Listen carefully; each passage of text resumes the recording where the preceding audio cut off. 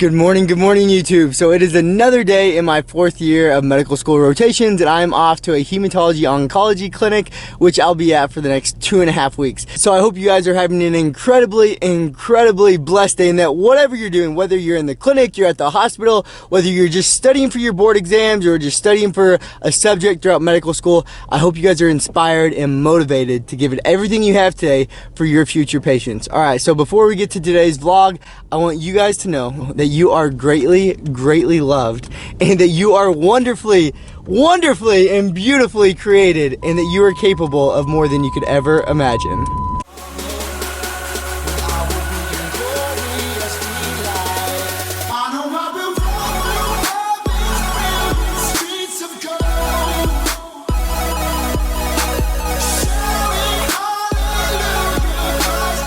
I'm currently leaving my baby here at the mechanic because I need my brakes checked. I'm pretty sure I have to get them changed. So I'm gonna leave my little baby here and they're gonna get to work on it. So now I have to walk to the hospital and get ready for today. Alright, so thankfully I live like really close to the hospital. I also live really close to the mechanic that I go to. So now I'm just gonna finish up, walk to the hospital. I'm supposed to be there around 10, so it's not too bad. I should be able to get there in time, and I hope that you guys can hear me because I know these cars and this overpass is a little loud, so hopefully you guys can hear me. So as I walk, I'm gonna spit out my gum because I think in all my videos, my gum is always showing. So I'm gonna spit it out while I talk to you guys. Oh, and just really quick, there it is. There's the hospital. Woo, Trinitas. All right, so something that I get asked a lot that I kind of just wanted to touch on briefly is like how to stay motivated in medical school. You know, so medical school is very challenging, and it's very hard to stay motivated, especially because, you know, it's not just like it's staying motivated for a week. It's not staying motivated even for just a month, but you literally have to stay motivated for about 4 years. And so like, how in the world can anyone possibly stay motivated for that long? And that only gets you to residency. That doesn't even get you to, you know, completing residency or doing the fellowship. You know, that's just getting to the easy part of it. Oh, I think someone talking at me. Better get out of the way so I don't get hit. All right, so like, how do you stay motivated when you have 4 years that you have to stay motivated for? So I just want to share with you guys my thoughts on this. But so for medical school, we have to realize that a lot of the time we fall into this trap, and I think it's because our medical school set us up for it. But we get into this trap thinking that what should motivate us is making A's in our classes, you know, making sure we get a 90% and above in every one of our classes, or doing well on step 1 or doing well on step 2. And so like a lot of the time, that's what we get to motivate us, you know, is like these scores on these exams and these board scores and things like that. And if we allow that to motivate us, it could possibly lead down a very dangerous road, because I want to tell you that you are not guaranteed an A in any class. You are not guaranteed an A on any board exam or above a 250 on every board exam. So if you allow that to be your sole motivation, chances are, hi, how are you doing?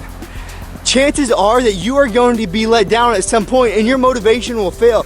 And not only that, the driving force for that is a very selfish desire, you know, that I want to do well. I want to have a good score. I want to, you know, look good. I want to look prestigious.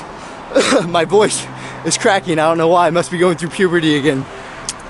And so not only is it, you know, something that could lead us down a heartbreak or a very sad time, it is also a selfish desire. So something that I've done that has literally transformed my life throughout medical school and transformed my motivation throughout medical school is not making it towards these board exams. Of course I want to score well. Of course it looks good for residency. But instead I changed my whole perspective to where it is not about the exams and it's not about the board scores, but it's about every single one of my patients. That what motivates me every single day is going to this hospital, you know, going here, being able to work here, being able to serve the patients here. You know, I don't think about scoring a 250 on these board exams when I'm studying. I think about, okay, there are 500 people in this hospital, and I get to walk into this hospital every single day of my life, and it is up to how hard I've studied. It's up to how much work I have put into, how much prayer I have prayed. Oh, I spit on my lens.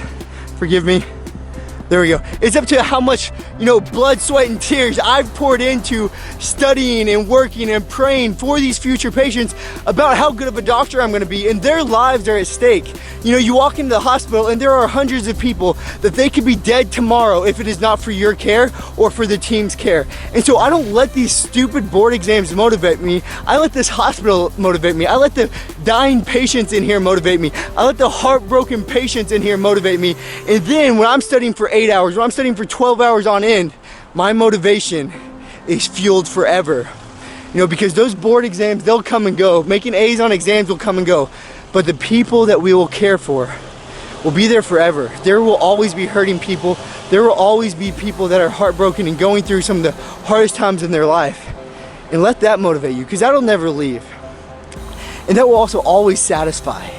When you get to care, when you get to see the look on a patient's face where you just made their whole week, where you just cured their disease, all of those things, let that motivate you. So day in and day out, just a little piece of advice about motivation in medical school. Let your patients motivate you. Let the hospital where you're gonna work motivate you. Do not let these board exams motivate you. All right, so I just arrived at the hospital and I'm out of breath. I haven't been training, so I promise I'm not out of shape, but I am out of breath, I'm sweaty, but now it's time to get in here and time for me to go practice what I preach and go love on all my patients. So I hope you guys enjoyed today.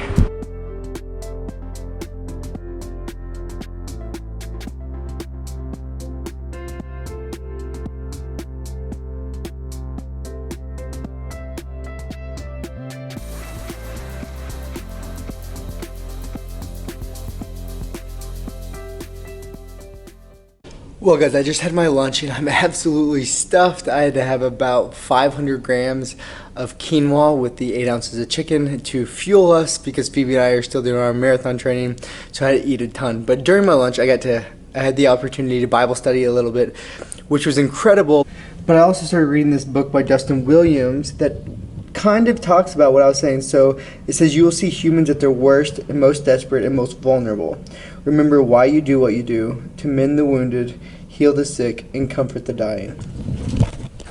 So just as I was telling you guys earlier, nowhere in this book or nowhere on this does it say for your board exams. So just remember, we are doing this to mend the wounded, to heal the sick, to help the brokenhearted. That's the sole purpose for this. All throughout my morning today, since I did this video, that's just what I kept in mind. Every patient I saw, I just kept in mind, that's why I'm doing this, because I want to love on these patients with everything I have. So I hope you guys approach medicine in that same exact way. But now my lunch is over, so I have to get back to work. So you guys keep having a great day. I'm going to do the same. You guys go love on everyone you meet today. Well guys, I just got off work and I am exhausted. It is 5:36 and so I just came home and I am going to take about a 23-minute nap because I think it'll take me about 35 seconds probably to fall asleep. So I'm going to get this nap in, and then my beautiful wife and I are going to eat some dinner.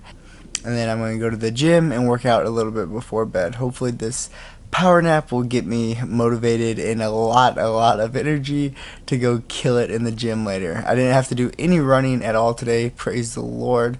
It's our day off. But tomorrow morning we have like a 10-mile tempo run. So it's going to be ridiculously insane. So I have to fuel up, eat tons of carbs today and tonight, and be ready for that. But for now, let's go to sleep.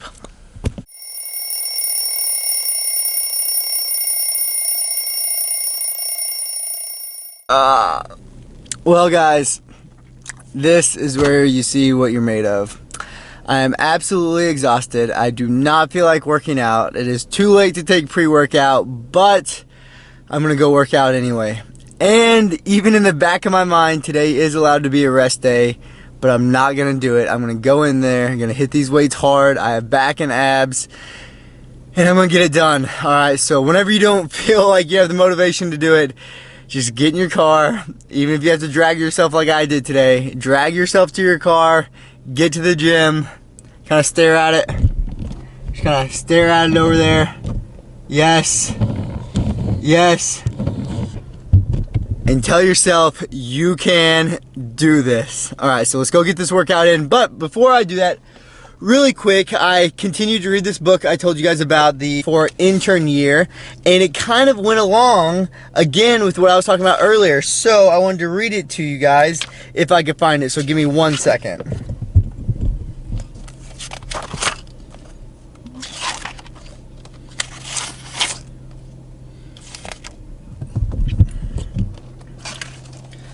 Alright, survival technique. So I want to read it to you guys here really quick. So it says, in your career to date, you've been playing finite games.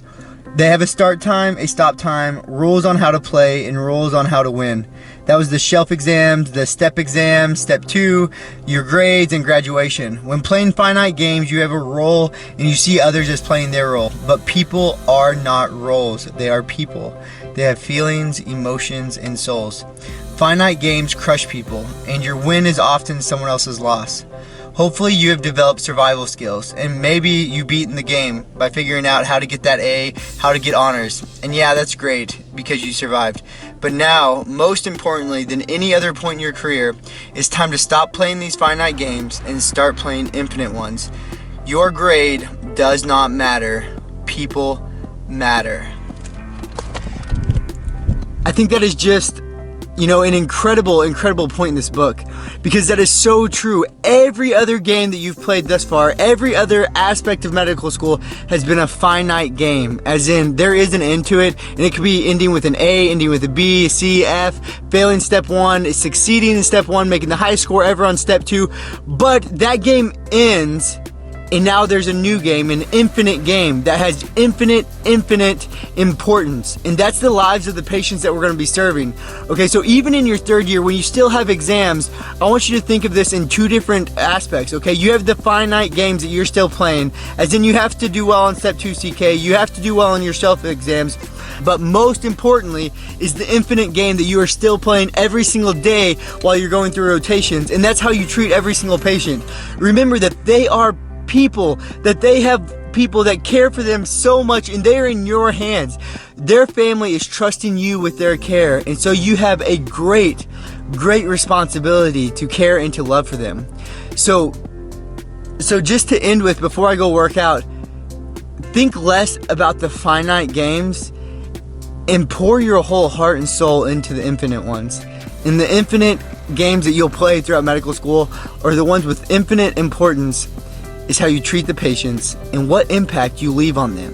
Because whether you realize it or not, every single time you enter into a patient's room, you leave an impact on their heart. What kind of impact will you leave on every single patient you meet? Alright, little rant before the gym. Got me fired up a little bit, so let's go get this workout in now.